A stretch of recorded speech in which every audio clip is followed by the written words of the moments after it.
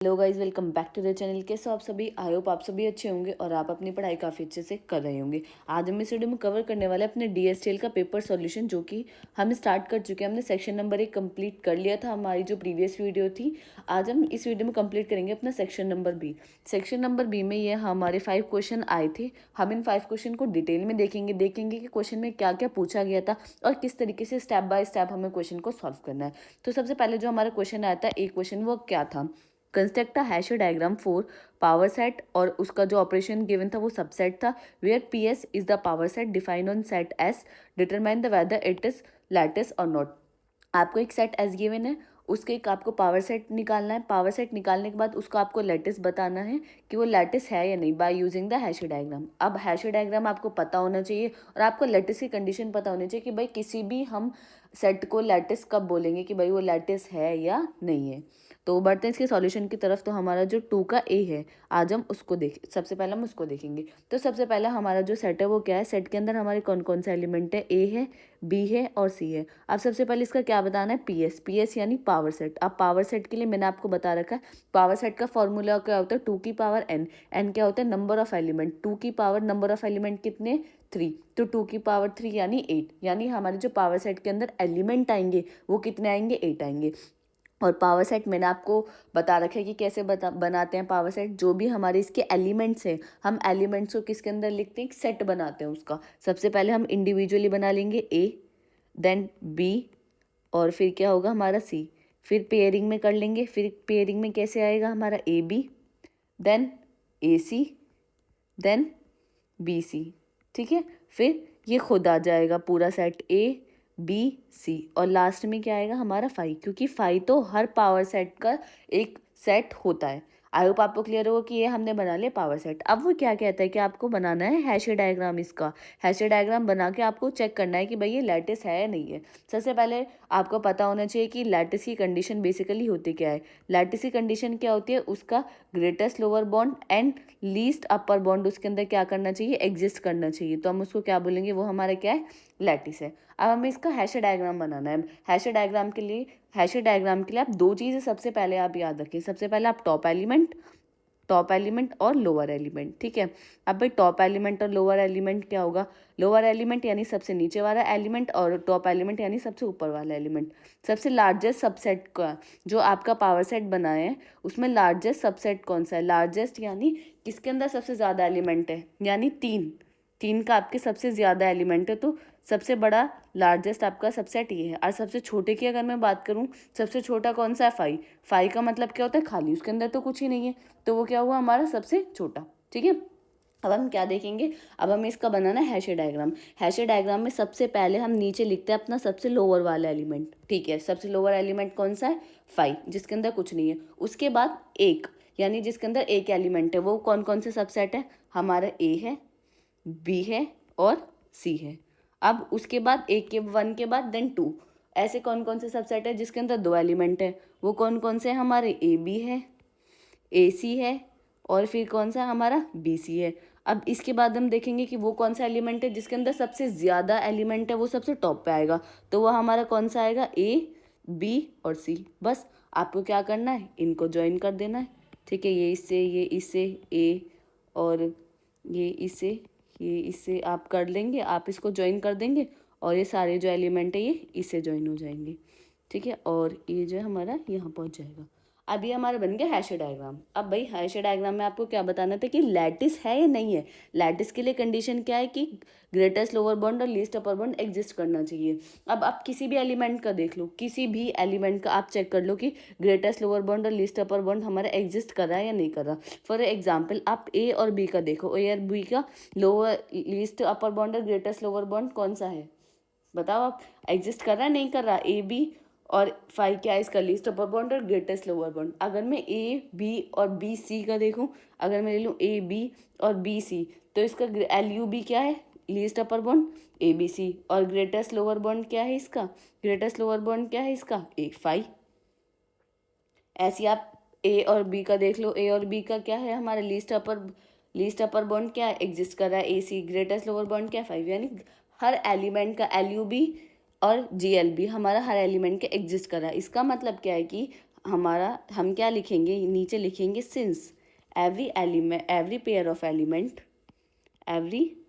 Of element जो हमारा power set of S है, P of S has LUB and GLB। तो ये क्या है हमारा, इट इज़ अ लैटिस। अब ये greatest lower bond, least upper bond, ये मैंने काफ़ी अच्छे से वीडियो के अंदर आपको समझाया। अगर आपको यहाँ थोड़ा सा भी डाउट आता है कि भाई ये कैसे हुआ है, तो आप वीडियो को चेकआउट करो ताकि आपकी पूरी अंडरस्टैंडिंग हो सके। यहाँ मैंने आपको अच्छे से समझा दिया। आई होप आपको फर्स्ट क्वेश्चन क्लियर होगा कि भाई फर्स्ट क्वेश्चन में क्या पूछा था या फर्स्ट क्वेश्चन हमें कैसे करना था। अब बढ़ते अपने नेक्स्ट क्वेश्चन की तरफ। नेक्स्ट क्वेश्चन हमारा क्या था, हमारा के मैपिंग का था। के मैपिंग आपको 2 क्वेश्चन थे, फर्स्ट और सेकंड। मैं आपको एक करा देती हूँ, एक आप खुद से करना, ठीक है। अब मैं आपको फर्स्ट वाला करा देती हूँ। अब सबसे पहले आपको पता नहीं होना चाहिए कि भाई ये फॉर्म कौन सी है। जब भी ये वाला आप साइन देखोगे तो इसका मतलब कौन सी फॉर्म है, ये SOP फॉर्म है। SOP फॉर्म के लिए आपको कुछ चीज़ें पता होनी चाहिए। फॉर एग्जाम्पल जो हमारे इसमें 1 है उसको हम A से रिप्रेजेंट करते हैं और 0 को किससे रिप्रेजेंट करते हैं, A बार से रिप्रेजेंट करते हैं, ठीक है। सिंपल, ये चीज़ आपको पता होनी चाहिए। और आपको ये तो पता होगा A बार हमारा 1 होता है या x बार हमारा 1 होता है। ये आपको, अगर आपको ये चीज़ें पता है तो आप इसको बहुत इजीली सॉल्व कर लोगे। तो सॉल्यूशन नंबर बी का हम फर्स्ट वाला पार्ट देखेंगे। अब हमारा क्या है, FABCD हमारे पास 4 एलिमेंट हैं और हमें गिवन है M0 M1 M2 M4 M5 M6 M8 M9 12 13 14। अब सबसे पहले आपको पता होना चाहिए कि भाई हम के मैपिंग का जो डायग्राम है वो किस तरीके से बनाते हैं। सबसे पहले हम क्या करते हैं, 4 एलिमेंट के लिए हम किस तरीके से बनाते हैं, हम कुछ इस तरीके से बनाते हैं। 4 एलिमेंट के लिए हम 4 बॉक्स बना लेंगे, 1 2 3 और भाई 4, ठीक है। हाँ, ये थोड़े ऐसे बन रहे हैं मुझसे, आपको अच्छे से बनाने हैं स्केल से। 1 2 3 4। अब भाई ये 4 एलिमेंट है, पेयरिंग में लिख लो, AB यहाँ लिख लो, CD यहाँ लिख लो, ठीक है। सबसे पहला काम। देन आपको इसके अंदर पता होना चाहिए कि हम किस तरीके से इसके अंदर नंबरिंग करते हैं। कैसे करते हैं, सबसे पहले आता है 0 0, देन 0 1, फिर 1 0 यहाँ आता है, देन 1 1 यहाँ आता है। इसी तरीके से यहाँ 0 0 0 1 1 0 हमारा यहाँ आएगा और 1 1 हमारा यहाँ आएगा। अगर हम अंदर के बॉक्स की मैपिंग करें तो वो किस तरीके से करेंगे, यहाँ आएगा 0 1 2 यहाँ आएगा, देन 3, फिर यहाँ 4 5 6 7 8 यहाँ से होगा 8 9 10 11 12 13 14 और 15। इस तरीके से आपको क्या करनी है, मैपिंग करनी है। सबसे पहले आपको बेसिक्स इतना पता होना चाहिए, ठीक है। अब सबसे पहले फिर मैंने आपको क्या बताया कि भाई 0 का मतलब क्या होता है, A बार, इसका मतलब क्या हो गया C बार D बार, इसका मतलब क्या हो गया C बार D, इसका मतलब क्या हो गया CD, इसका मतलब क्या हो गया CD बार। अगर मैं ऐसे बात करूँ तो आप लिख पा रहे हो ना, समझ पा रहे हो ना कि मैं क्या बात कर रही हूँ, किस क्या है। तो अगर मैं यहाँ की बात करूँ तो क्या होगा, A bar B bar, then ये क्या हो जाएगा A bar B, then AB, then AB bar. I hope आपको क्लियर होगा। अब भाई इसमें क्या पूछा है, अब इसमें हमें कुछ गिवन है M0 M1 M2 M3 M5। अब हमने वहाँ क्या करना है, हमने वहाँ लिख देना है 1। अब M0 है, यस, तो यहाँ लिख देंगे 1, देन M1 1, M2 कहाँ है, ये रहा। M2 का मतलब क्या, सेकंड वाली पोजीशन पे हमारे आपको 1 लिखना है, देन M4 पे, देन M5 6 पे, देन आप यहाँ देखते रहो 8 पे, 8 कहाँ है हमारा, ये रहा। 8 के बाद क्या है हमारा 9, देन 9 पे, फिर क्या है 9 के बाद क्या है हमारा 12। अब फिर आप लिखोगे 12 पे, 12 के बाद क्या है 13 पे, 13 हमारा ये रहा, देन हमारा किस पे 14 पे। तो भाई ये हमने लिख लिया है बहुत इजीली, जो जो हमें गिवन थी वैल्यूज़ वहाँ हमने उन्हें मैप कर लिया है के मैपिंग के अंदर। अब हमें आनी है ग्रुपिंग। अब भाई ग्रुपिंग का क्या कॉन्सेप्ट है, ग्रुपिंग का क्या कॉन्सेप्ट आपको पता होना चाहिए कि ग्रुपिंग जब भी हम करते हैं, ग्रुपिंग का कॉन्सेप्ट क्या है, ग्रुपिंग हमेशा 2 की पावर n में होगी, यानी 2 की पावर 0 2 की पावर 1 2 की पावर 2 डैश डैश डैश, यानी 1 या तो 2 होगी या 4 होगी या 8 होगी या 16 होगी। इस तरीके से हम 2 की पावर्स में करेंगे। कभी भी 3 को मैप 3 का ग्रुप नहीं बनाएंगे, कभी भी हम 5 का ग्रुप नहीं बनाएंगे, हमेशा 2 के मल्टीपल्स का ग्रुप 2 की पावर n के रेस्पेक्ट में बनाएंगे ग्रुप। सबसे पहले आप देखिए, सबसे बड़ा ग्रुप क्या 16 का ग्रुप बन सकता है, हम 16 का ग्रुप बन सकता है, नहीं। फिर हम देखेंगे 8 का बन सकता है, क्या 8 का बन सकता है, यस बन सकता है। ये तो रहा 8 का, ये 4 ये रहे और 4 हमारे ये रहे, तो ये हमारा क्या बन गया 8 का बन गया। क्लियर है आपको, अब 8 का बन गया। अब हमें दूसरा क्या बनाना है, 8 का। आप देखेंगे हम 8 का दूसरा कोई बन सकता है, नहीं भाई 8 का तो दूसरा नहीं बन सकता। अब हम क्या देखेंगे, 4 का बन सकता है। अब भाई ये 3 रह गए हैं, अब 3 का तो हम बना नहीं सकते। मैक्सिमम हमें किसका बनाना होता है, 4 का बनाना होता है। तो मैंने क्या किया, 2 यहाँ से ले लिए और 2 यहाँ से ले लिए, एक ग्रुप मैंने ये बना लिया। ठीक है, अब भाई मेरा ये रह गया। अब मैं क्या करूँगी, मैक्सिमम सबसे बड़ा ग्रुप बनाने की कोशिश करूँगी। मैंने 2 ये ले लिए और 2 मैंने इधर से ले लिए, तो ये मेरा थर्ड ग्रुप हो गया।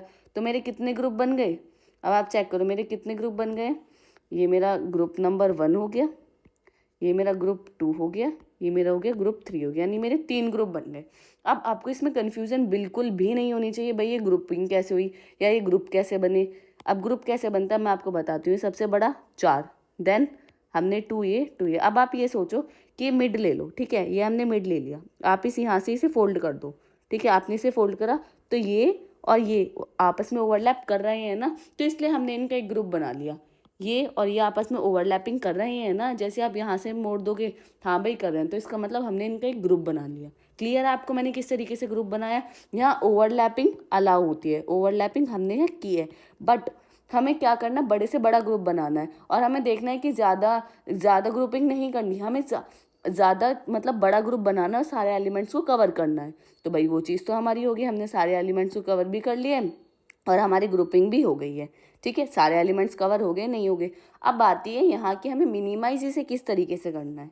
ठीक है, अब देखो मैं आपको बताती हूँ। अब सबसे पहले हम ग्रुप नंबर 1 की तरफ चलेंगे। ग्रुप नंबर 1 को आप देखो, ग्रुप नंबर 1 क्या है, ये पूरा है और ये है, ये है और ये पूरा है। ठीक है, यही तो है हमारा ग्रुप नंबर 1। अब हम इसको देखेंगे। अब सबसे पहले आप देखोगे कि हम किस तरीके से चेक करते हैं। अब जो हमारा आंसर होगा इसका FABC, D का क्या होगा। सबसे पहले आप यहाँ देखिए ये वाला। अब B बार से B, जब भी B से B बार या कोई भी A से बार, उसकी वैल्यू क्या होती है, हमारी 1 होती है। तो अब आप देखोगे B बार से B 1 हो गया, यहाँ B बार से B 1 हो गया, A बार से A 1 हो गया, A बार से A हमारा क्या हो गया, 1 हो गया। तो यानी हमारा जो है यहाँ क्या हो रहा है, यहाँ की जो वैल्यूज़ है वो हमारी क्या हो रही है, सारी कट हो रही हैं, क्योंकि सारी वैल्यूज़ क्या हो रही है, हमारी 1 हो रही है। अगर मैं यहाँ देखूँ, अगर आप यहाँ देखोगे ये वाली लाइन में, तो C बार से C बार से C बार ही रह रहा है, D बार से D वैल्यू 1 होगी, तो हमारा क्या बचा, C बार। यानी आपको वो देखना है कि कौन सी वैल्यू आपकी लाइक चेंज नहीं हो रही है, वो वैल्यू आपकी आनी है आंसर में। यहाँ तो ये वैल्यूज चेंज ही नहीं हो रही, B बार से B 1 हो गई, ऐसी A बार से 1 हो गई, क्योंकि पूरा आ रहा है। अगर आप यहाँ देखोगे तो यहाँ D बार से D 1 हो गया, क्या बचा, C बार से C, तो C बार हमने लिख दिया। ठीक है, प्लस अब पहला हमारा ग्रुप हो गया। अब हम चलते हैं ग्रुप नंबर 2 की तरफ। ग्रुप नंबर 2 की तरफ गए, ग्रुप नंबर 2 कौन सा है, हमारा ये वाला। ठीक है, ये वाला हमारा ग्रुप नंबर 2 है। अब आप यहाँ ग्रुप नंबर 2 को देखो, सबसे पहले यहाँ देखो आप, A बार से A चेंज हो रहा है, यानी A बार से A की वैल्यू क्या होगी, 1, बचा क्या है यहाँ, B, लिख दिया B। अब ये वाला देख लो, अब ऊपर की साइड देखो आप, यहाँ ये वाला और ये वाला, C बार से C चेंज हो रहा है, तो क्या चेंज नहीं हो रहा हमारा, D बार, तो क्या आ जाएगा यहाँ, D बार, फिर आ जाएगा प्लस। अब हम ग्रुप नंबर किसकी तरह देखेंगे, थर्ड ग्रुप कौन सा था हमारा, ये वाला।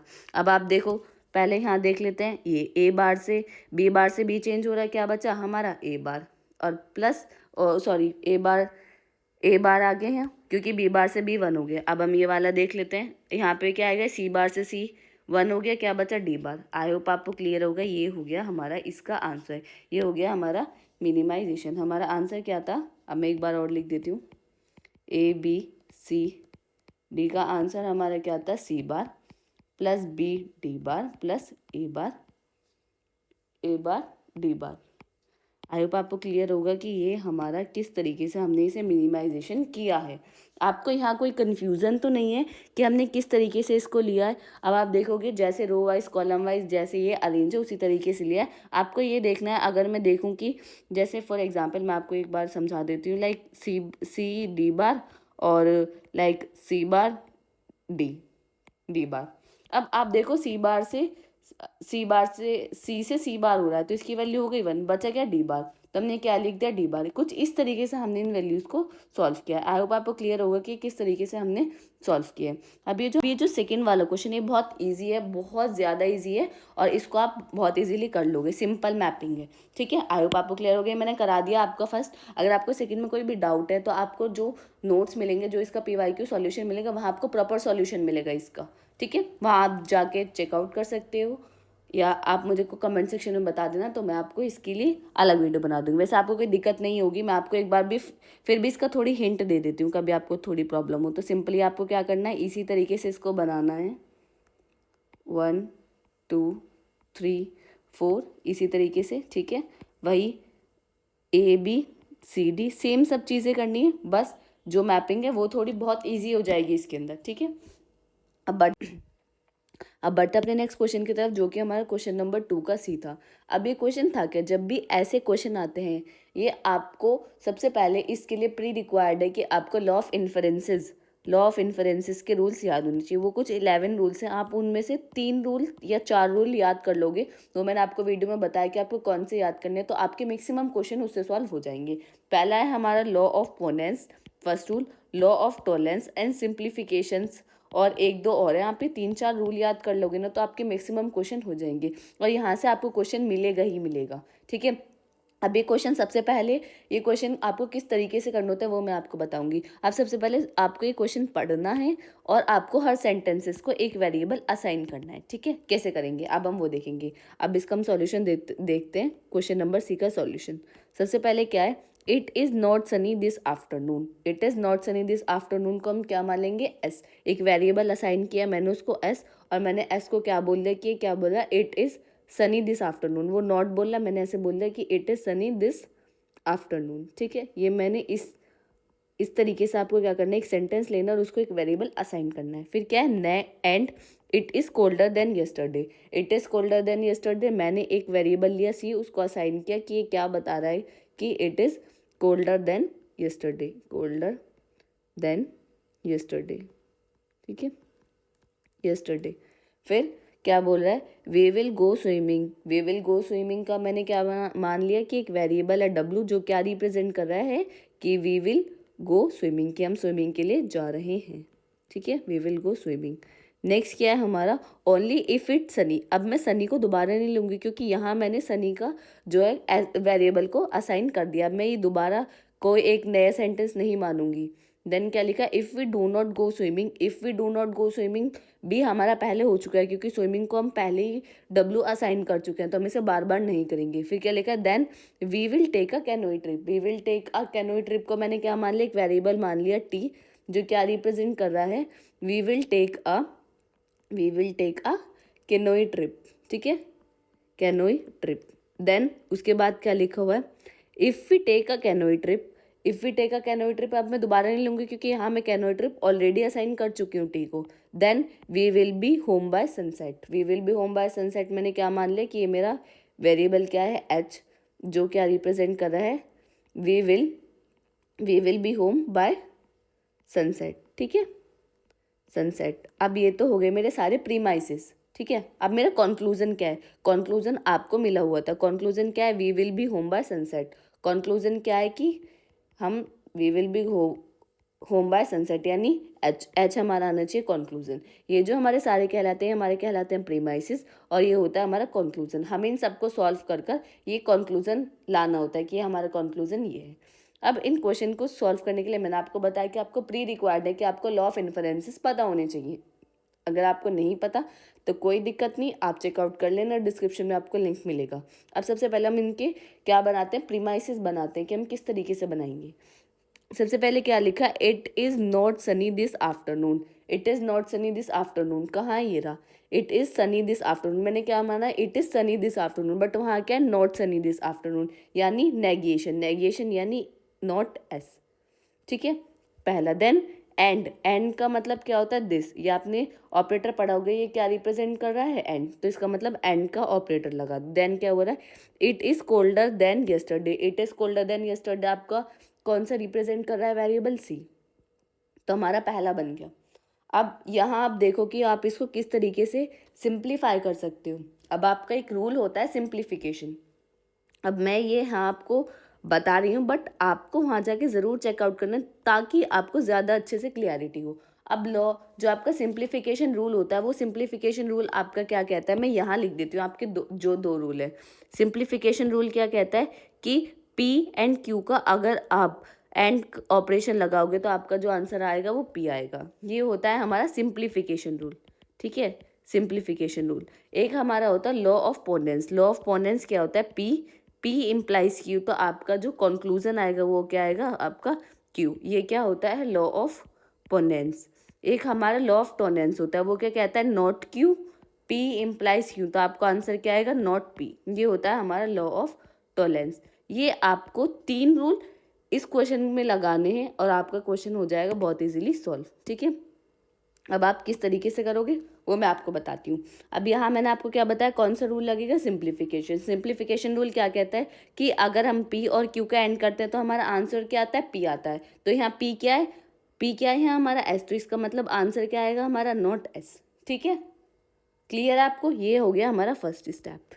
देन सेकंड में अब हम उससे आगे का बढ़ेंगे। वो क्या बोला है, we will go swimming. We will go swimming हमारा कौन सा वेरिएबल है, W, तो यहाँ लिखेंगे हम W, we will go swimming. Then only if it is sunny. Only if का मतलब क्या होता है, ये वाला, ये जो आप एरो देख रहे हो ना, जब भी ओनली इफ या आप देन देखोगे तो आपको हमेशा ये लगाना है, ओनली इफ यानी only if it is Sunny. It is Sunny, it is Sunny हमारा कौन रिप्रेजेंट कर रहा है, एस। इट इज सनी वही तो रिप्रेजेंट कर रहा है एस। अब ये हमारा हो गया सेकंड जो स्टेटमेंट था, उसका हमने प्रीमाइसिस बना लिया। अब जो जो आपका पहले वाले का कंक्लूजन आया है और इसका प्रीमाइसिस, अब आपको इनको सॉल्व करना है। अब आप देखो इनमें से कौन सा तीनों में से लगेगा, नॉट एस और ये वाला। तो लॉ ऑफ टॉलेरेंस आप देखोगे तो यही है लॉ ऑफ, अगर हम लॉ ऑफ टॉलेरेंस लगाओ तो यहाँ का कंक्लूजन क्या था, नॉट एस, और यहाँ क्या क्या आता है हमारा W इफ इम्प्लाइज S। तो हमारा आंसर हमारा क्या आएगा, आंसर क्या आता है हमारा नॉट P। नॉट P क्या है हमारे यहाँ हमारा W, तो नॉट P क्या होगा हमारा नॉट W, यानी हमारे यहाँ से कंक्लूजन क्या आया, नॉट W। अब ये नहीं, ये फर्स्ट और सेकंड सॉल्व हो गया। अब यहाँ से हमारा कंक्लूजन, नया कंक्लूजन क्या है, नॉट W। आप थर्ड पे पढ़ते हैं। अब ये क्या कहता है, if we do not go swimming. If we do not go swimming का मतलब क्या है, W क्या रिप्रेजेंट कर रहा है, वी विल गो स्विमिंग, हम गए। नॉट का मतलब नेगेशन यानी not W। If we not go swimming then we will take a canoe trip. मैंने आपको क्या बताया, जब भी देन आए या ओनली इफ आए तो आपको किसका यूज़ करना है, इस तरीके का। तो देन आ गया, तो देन ये क्या बोल रहा है फिर, we will take a canoe trip. We will take a canoe trip कौन सा वेरिएबल है हमारा T, तो यहाँ क्या आ जाएगा हमारा T। ये हमारा हो गया। अब जो इसका कंक्लूजन है और जो इसका प्रीमाइसिस, आप अब इन दोनों को सॉल्व करोगे तो यहाँ से हमारा क्या क्या आया, हमारा यहाँ से कंक्लूजन क्या आया था, नॉट W, और यहाँ से क्या है नॉट W इम्प्लाइज T। अब आप देखो कि इस तरीके से का लॉ ऑफ टॉलेरेंस पोलेंस में कौन सा है, लॉ ऑफ पोनेंस। आप यहाँ देखोगे पोनेंस मुझे कैसे पता चला, क्योंकि पोनेंस में जो ये दोनों है, ये दोनों क्या होते हैं, सेम होता है। अब यहाँ आप देखोगे यहाँ पे भी ये दोनों सेम है, तो यहाँ आपका कंक्लूजन आंसर क्या आता है, Q, तो यहाँ का आपका आंसर क्या आ जाएगा, T। ठीक है, क्लियर है आपको। तो यहाँ से हमारा कंक्लूजन क्या आ गया, नया कंक्लूजन अब हमारा क्या आ गया, T। अब हम आगे बढ़ते हैं फोर्थ की तरफ। इफ़ वी, अब ये क्या कहता है, if we take a canoe trip. If we take a canoe trip, canoe trip का वेरिएबल कौन सा है, T। If we take a canoe trip then T, then आ गया, तो देन का मतलब ये arrow, then we will be home by sunset. We will be home by sunset का क्या है हमारा H।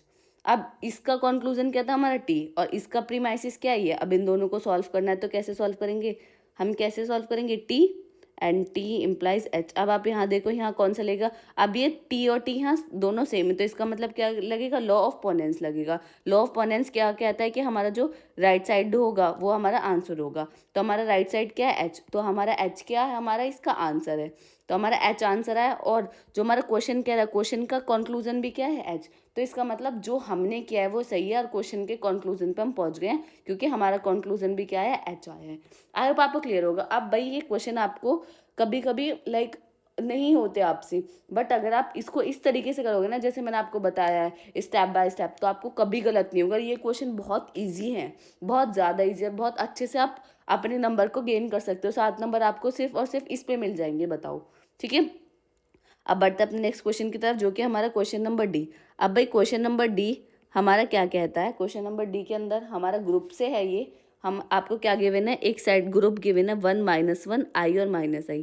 बाइनरी ऑपरेशन क्या है हमारा, multiplication, N algebraic structure, I की वैल्यू गिवन है। डिटरमाइन करना है कि ये हमारा एबिलियन ग्रुप है या नहीं है, या हमारा और ये साइक्लिक ग्रुप है या नहीं है। अगर साइक्लिक ग्रुप है तो इसके अंदर एक जनरेटर होता है, वो जनरेटर कौन सा है। अब भाई आपको नहीं पता, आपने वीडियो ही नहीं देखी है, आपको पता ही नहीं है कि भाई एबिलियन ग्रुप क्या होता है, साइक्लिक ग्रुप क्या होता है, तो वहाँ आपको दिक्कत यहाँ आ सकती है। तो आपको क्या करना है, ये वाला ये जो यूनिट है आपको यूनिट को कंप्लीट देखना है, ताकि ये जो आपकी क्लियरिटी है यूनिट नंबर 4 की वो आपकी क्लियर हो जाए। फिर भी मैं आपको बता देती हूँ, अगर हम एबिलियन ग्रुप की बात करें तो एबिलियन ग्रुप की हमारी क्या क्या प्रॉपर्टी होती है। सबसे पहले हमारी होती है क्लोजर, ठीक है।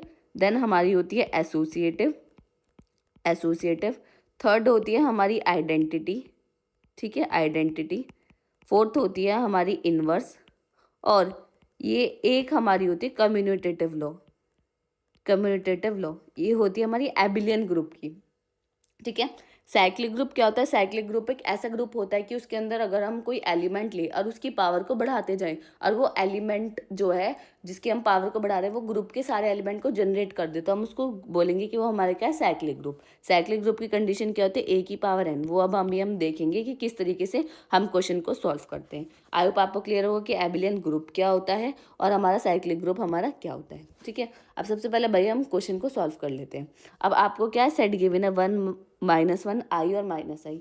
अब आपको क्या करना होता है मैं आपको बताती हूँ। आपको क्या करना होता है, इस तरीके से एक टेबल बनानी होती है, ठीक है। मैंने आपको अच्छे से यूनिट 4 के अंदर समझाया हुआ है। यहाँ आप ऑपरेशन लिखोगे, ऑपरेशन क्या है, मल्टीप्लाई। यहाँ आप एलिमेंट्स लिखोगे ग्रुप के, कौन कौन से हमारे एलिमेंट्स हैं, 1 -1 आई और माइनस आई। इसी तरीके से यहाँ लिखोगे क्या है, 1 -1 आई एन माइनस आई, ठीक है, कोई नहीं। अब आप मल्टीप्लाई कर दो, 1 की 1 में मल्टीप्लाई करोगे 1, 1 के -1 में -1 आई और माइनस आई, यही आएगा। -1 की 1 में करोगे तो -1, देन आपका क्या आएगा 1, फिर minus I, then I. Multiply में तो कोई दिक्कत नहीं होगी, 1 की मल्टीप्लाई में करोगे तो क्या आ जाएगा आई, यहाँ क्या आ जाएगा माइनस आई। अब यहाँ थोड़ा हो सकता है भाई कन्फ्यूजन, आई की आई में करोगे, आई की आई में करोगे तो आई स्क्वायर आएगा, और आई स्क्वायर की वैल्यू हमेशा क्या होती है, -1 होती है, आपको याद रखना है। तो यहाँ क्या हो जाएगा, आई स्क्वायर आ जाएगा, तो आई स्क्वायर की जगह हम क्या लिखेंगे, -1। और जब ये माइनस आई स्क्वायर होगा तो आई स्क्वायर की वैल्यू -1 है, तो -1 क्या बन जाएगा हमारा +1। तो इस तरीके से यहाँ क्या आएगा हमारा 1 आएगा, ठीक है। अब लास्ट में मल्टीप्लाई करोगे तो -1 आई 1 और -1। अब भाई आपने तो कर लिया मल्टीप्लाई। अब मल्टीप्लाई करने के बाद आपको क्या करना है, इन प्रॉपर्टीज़ को चेक करना है। क्लोजर प्रॉपर्टी क्या कहती है कि आप कोई भी दो एलिमेंट लो, लाइक ए और बी लो, और आप उनकी मल्टीप्लाई करो, और जो आपका आंसर आया है वो भी अगर उस ग्रुप के अंदर एग्जिस्ट करता है तो भाई वो है क्लोजर प्रॉपर्टी को एग्जिस्ट कर रहा है, अदरवाइज नहीं कर रहा। अब आप कोई भी एलिमेंट ले लो दो इस ग्रुप के अंदर, मैंने ले लिया 1 और -1, मल्टीप्लाई करी क्योंकि ऑपरेशन क्या है, मल्टीप्लाई। -1 आया, क्या -1 इस ग्रुप के अंदर एग्जिस्ट करता है, यस करता है। अब कोई भी दो एलिमेंट ले लो, आई और -आई ले लो, तो क्या आएगा, माइनस और आई स्क्वायर की वैल्यू -1 यानी 1 आएगा। 1 क्या इस ग्रुप के अंदर एग्जिस्ट करता है, यस। इसका मतलब ये क्लोजर प्रॉपर्टी को एग्जिस्ट कर रहा है, क्लोजर प्रॉपर्टी में कोई दिक्कत नहीं है। अब हम देखेंगे एसोसिएटिव। एसोसिएटिव क्या कहता है, ए इंटू बी इंटू सी इक्वल किसके होगा, ए इंटू बी इंटू सी, यानी बस इसमें क्या होता है, ब्रैकेट चेंज हो जाते हैं, तो एसोसिएटिव तो वो हमेशा ही होगा। अब बात आती है आइडेंटिटी। आइडेंटिटी क्या होती है, identity A into identity E equal to, यानी आइडेंटिटी एलिमेंट मैं आपको समझाना चाहती हूँ कि क्या होता है। आइडेंटिटी एलिमेंट एक ऐसा एलिमेंट होता है कि हम मैं ए में किसकी मल्टीप्लाई करूँ कि मुझे ए मिल जाए, क्योंकि मेरा ऑपरेशन क्या है, मल्टीप्लाई। तो मैं लाइक आप समझो कि 2 में मैं किसकी मल्टीप्लाई करूँ कि मुझे 2 मिल जाए, तो क्या किसकी मल्टीप्लाई करनी पड़ेगी, मुझे 1 की। तो इसका मतलब मल्टीप्लिकेशन के केस में जो मेरा आइडेंटिटी एलिमेंट क्या होता है, 1 होता है। अब आप यहाँ चेक करो कि हाँ आपका 1 एग्जिस्ट करता है हर रो में, ठीक है। अब आपको चेक करना पड़ेगा। अब आप चेक करो, फर्स्ट रो के अंदर 1 एग्जिस्ट कर रहा है, ठीक है। सेकंड के अंदर 1 एग्जिस्ट कर रहा है, थर्ड के अंदर 1 एग्जिस्ट कर रहा है, फोर्थ के अंदर 1 एग्जिस्ट कर रहा है। इसका मतलब आइडेंटिटी एलिमेंट आपका हर रो और हर कॉलम में एग्जिस्ट कर रहा है, तो इसका मतलब आइडेंटिटी भी है। अब भाई ये बात आती है इन्वर्स की। अब इन्वर्स क्या होता है, इन्वर्स क्या कहता है कि ए थोड़ा इसको इरेज कर लेते हैं, आई होप आपको ये क्लियर होगा। इन्वर्स से क्या होता है कि A into A inverse equal to E, यानी 2 में मैं किसकी मल्टीप्लाई करूं कि मुझे 1 मिल जाए, क्योंकि आइडेंटिटी एलिमेंट मल्टीप्लाई में क्या होता है 1, तो मुझे 2 में किसकी मल्टीप्लाई करेंगी 1/2 की, तो 2 का इन्वर्स क्या होगा 1/2। तब मुझे इन्वर्स चेक करना भाई ये इन्वर्स हर एलिमेंट के एग्जिस्ट कर रहा है या नहीं कर रहा। अब मैं यहाँ चेक करूँगी तो क्या होता है ए, आप याद रखो A into A inverse equal to E होता है। अब मेरा यहाँ मैं फर्स्ट रो में चेक करूँगी आइडेंटिटी एलिमेंट क्या है, यहाँ ये रहा आइडेंटिटी एलिमेंट।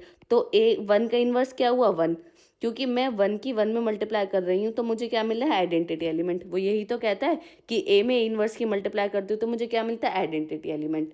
इसी तरह से अगर मैं -1 की बात करूँ तो -1 का इन्वर्स क्या है, सबसे पहले आप देखो -1 का आइडेंटिटी एलिमेंट क्या है 1, तो इसे कॉरस्पॉन्डिंग क्या है -1, इसका -1 का इन्वर्स क्या है -1 ही।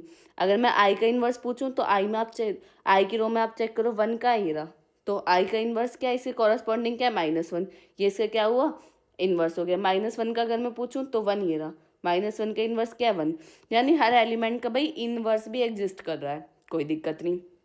कम्यूटेटिव लॉ, कम्यूटेटिव लॉ क्या कहता है, कम्यूटेटिव लॉ कहता है a into B equal to B into A होना चाहिए, ये होता है हमारा कम्यूटेटिव लॉ।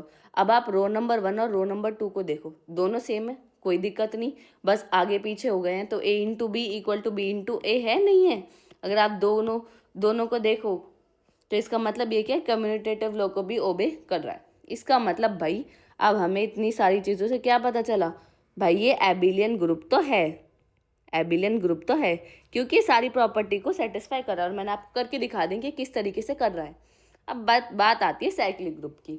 अब भाई साइक्लिक ग्रुप क्या होता है, साइक्लिक ग्रुप कुछ नहीं होता। साइक्लिक ग्रुप साइक्लिक ग्रुप किसी भी ग्रुप को हम जब बोलेंगे कि हम कोई भी एक एलिमेंट ले लें, ठीक है, कोई भी एक एलिमेंट ले लें ग्रुप का, उसकी अगर हम पावर बढ़ाते जाएं और वो हमारे ग्रुप के सारे एलिमेंट को जनरेट करता जाए तो हम उसको बोलेंगे वो क्या है हमारा साइक्लिक ग्रुप। फॉर एग्जाम्पल, ठीक है, साइक्लिक ग्रुप के लिए अब हम समझ लेते हैं। सबसे पहला हमारा एलिमेंट है 1, ठीक है, सबसे पहले ले लिया मैंने 1, 1 की पावर मैंने ए की पावर एन, एन क्या होता है हमारा 1 2 3 नेचुरल नंबर, पहले मैंने ले लिया 1 की पावर 1 1, 1 की पावर 2 2, 1 की पावर 2 सॉरी 1, कितनी भी पावर करते जाऊँ एन पावर तो 1 ही 1 होता रहेगा, इसका मतलब 1 मेरा जनरेटर नहीं हो सकता। अब मैं -1 की बात करती हूँ, -1 की पावर 1 करी तो -1 आ गया, -1 का स्क्वायर किया तो 1 आ गया, अगर मैंने -1 की पावर 3 की तो -1 आ गया, यानी रिपीट होने लगा यहाँ, तो इसका मतलब ये भी हमारा जनरेटर नहीं हो सकता। बात करते हैं हम आई की। अब आप आई पे आओ, आई की पावर 1 क्या हो गया आई की पावर 2 यानी आई स्क्वायर, और मैंने आपको बताया था कि आई स्क्वायर की वैल्यू क्या होती है -1, तो यहाँ क्या आ गया हमारा -1, ये क्या हो गया। फिर आई की पावर 3, आई की पावर 3 को आप किस तरीके से लिखोगे, आई स्क्वायर इंटू आई स्क्वायर की वैल्यू क्या होता है -1 इंटू आई, तो क्या आ गया हमारा -i, ठीक है।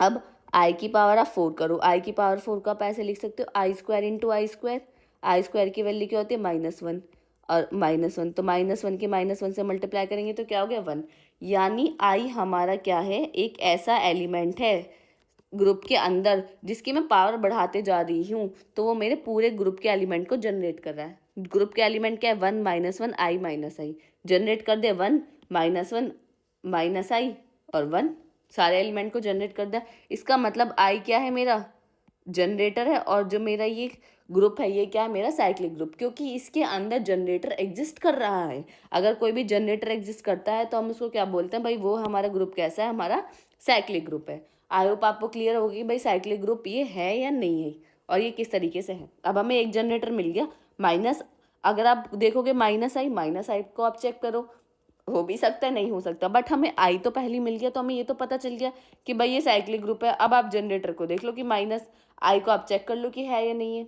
ठीक है। आई होप आपको क्लियर होगा कि ये क्वेश्चन हमें किस तरीके से सॉल्व करना था, बहुत ईजी। आप देख रहे हो कि अगर आपके कॉन्सेप्ट क्लियर है तो बिल्कुल भी हार्ड पेपर नहीं आता, ईजी पेपर आता है। अगर आपके कॉन्सेप्ट क्लियर है तो आपको बस सिंपल अपने यहाँ लॉजिक लगाना और इसको क्लियर कर देना है, ठीक है। अब बढ़ते अपने लास्ट क्वेश्चन की तरफ जो कि हमारा क्वेश्चन नंबर ई है। अब क्वेश्चन नंबर ई क्या है हमारा, पिजन होल प्रिंसिपल। सबसे पहला अब आपको पूछा है कि भाई पिजन होल प्रिंसिपल बताओ कि मेरा पिजन होल प्रिंसिपल क्या होता है। पिजन होल प्रिंसिपल क्या होता है कि हमारे पास n पिजन्स होते हैं। पिजन होल प्रिंसिपल ये कहता है कि मेरे पास n पिजन है और m जो है मेरे पास पिजन होल्स है, m क्या है मेरे पास पिजन होल्स है, और यह इसकी कंडीशंस होती है कि m स्मॉलर देन एन, यानी एन की वैल्यू बड़ी होगी, एम की वैल्यू छोटी होगी, यानी मेरे पास पिजन ज़्यादा होंगे और पिजन होल मेरे पास कम होंगे। फॉर एग्जाम्पल मेरे पास पिजन होल तो 4 हैं और मेरे पास पिजन कितने हैं, 5। कंडीशन सेटिस्फाई कर रहे हैं, यस कर रही है। एम क्या रिप्रेजेंट कर रहा है, पिजन होल्स, तो मेरे पास कितने पिजन होल हैं, 1 2 3 4, 4 पिजन होल हैं। बट पिजन कितने हैं, पिजन आप समझ लो ये 1 2 3 4 5, ये आपके पास 5 पिजन्स हैं, ठीक है।